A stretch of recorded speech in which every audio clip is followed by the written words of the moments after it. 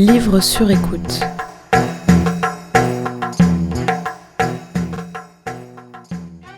Margot a 27 ans, 3 grains de beauté sur la joue droite et des yeux en amande.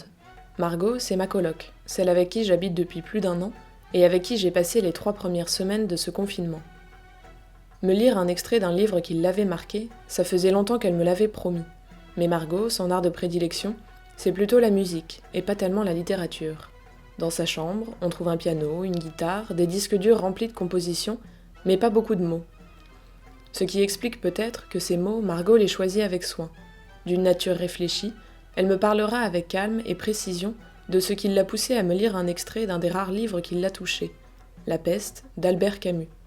Cet ouvrage, elle l'a lu il y a des années, alors qu'elle entretenait une relation à distance. Cet extrait où l'auteur raconte les sentiments mêlés de ceux qui se retrouvent, après des mois de séparation, l'accompagner dans ses trajets en train entre Bordeaux et Paris. Un texte qui trouve une résonance toute particulière en cette période si spéciale et à l'approche du futur déconfinement. Bienvenue dans le 15e podcast de Livres sur écoute en mode confiné avec un extrait de La Peste d'Albert Camus lu par Margot.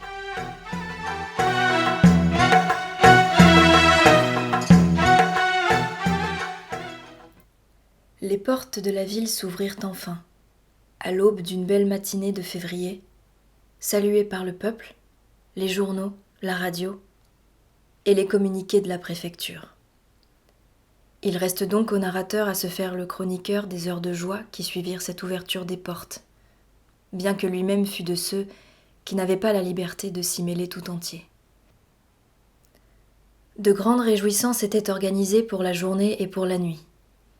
En même temps, les trains commencèrent à fumer en gare, pendant que, venus de mers lointaines, des navires mettaient déjà le cap sur notre port, marquant à leur manière que ce jour était, pour ceux qui gémissaient d'être séparés, celui de la grande réunion. On imaginera facilement ici ce que put devenir le sentiment de la séparation qui avait habité tant de nos concitoyens. Les trains qui, pendant la journée, entrèrent dans notre ville, n'étaient pas moins chargés que ceux qui en sortirent. Chacun avait retenu sa place pour ce jour-là. Au cours des 2 semaines de sursis, tremblant qu'au dernier moment, la décision préfectorale fut annulée.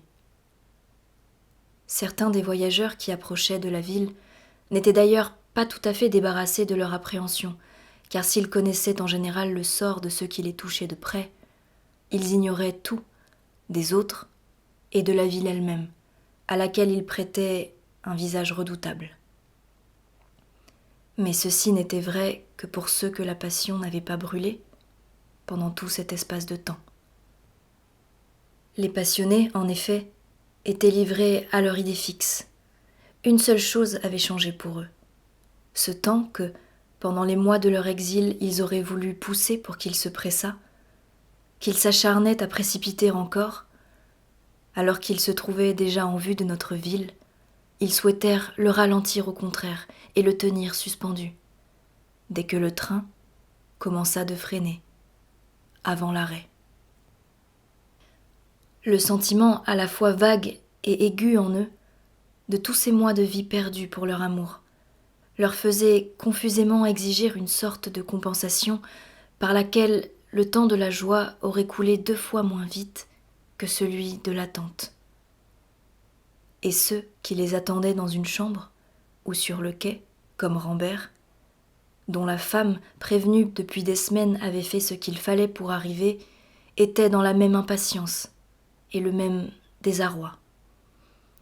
Car cet amour ou cette tendresse que ces mois de peste avaient réduits à l'abstraction, Rambert attendait, dans un tremblement, de les confronter avec l'être de chair qui en avait été le support.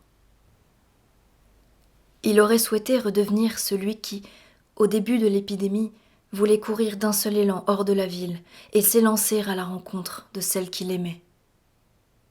Mais il savait que cela n'était plus possible. Il avait changé. La peste avait mis en lui une distraction que de toutes ses forces il essayait de nier et qui, cependant, continuait en lui comme une sourde angoisse. Dans un sens, il avait le sentiment que la peste avait fini trop brutalement, il n'avait pas sa présence d'esprit. Le bonheur arrivait à toute allure. L'événement allait plus vite que l'attente. Rambert comprenait que tout lui serait rendu d'un coup et que la joie est une brûlure qui ne se savoure pas. Tous, du reste, plus ou moins consciemment, étaient comme lui, et c'est de tous qu'il faut parler. Sur ce quai de gare, où ils recommençaient leur vie personnelle, ils sentaient encore leur communauté, en échangeant entre eux des coups d'œil et des sourires. Mais leur sentiment d'exil, dès qu'ils virent la fumée du train, s'éteignit, brusquement, sous l'averse d'une joie confuse et étourdissante. Quand le train s'arrêta, des séparations interminables, qui avaient souvent commencé sur ce même quai de gare, y prirent fin, en une seconde, au moment où des bras se refermèrent avec une avarice exultante sur des corps dont ils avaient oublié la forme vivante. Rambert, lui, n'eut pas le temps de regarder cette forme courant vers lui, que déjà, elle s'abattait contre sa poitrine. Et la tenant à plein bras, serrant contre lui une tête dont il ne voyait que les cheveux familiers, il laissa couler ses larmes, sans savoir si elles venaient de son bonheur présent ou d'une douleur trop longtemps réprimée, assuré du moins qu'elle l'empêcherait de vérifier si ce visage enfoui au creux de son épaule était celui dont il avait tant rêvé, ou au contraire, celui d'une étrangère. Il saurait plus tard si son soupçon était vrai.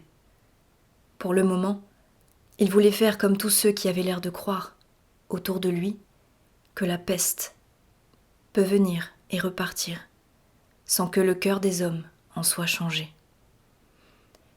Serrés les uns contre les autres, tous rentrèrent alors chez eux, aveugles au reste du monde, triomphant en apparence de la peste, oublieux de toute misère et de ceux qui, venus aussi par le même train, n'avaient trouvé personne, et se disposaient à recevoir chez eux la confirmation des craintes qu'un long silence avait déjà fait naître dans leur cœur.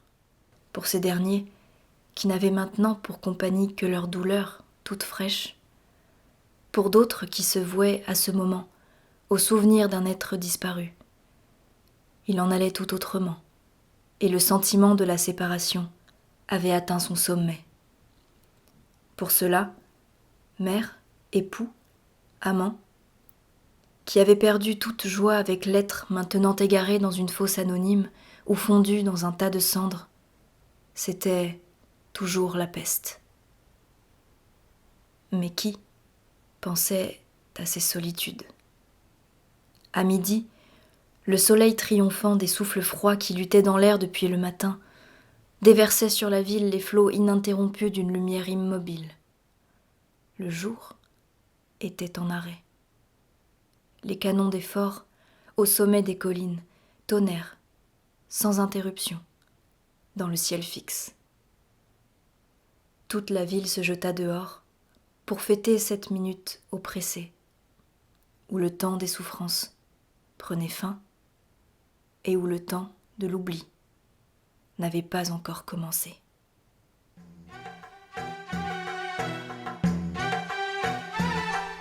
livresurécoute.tumblr.com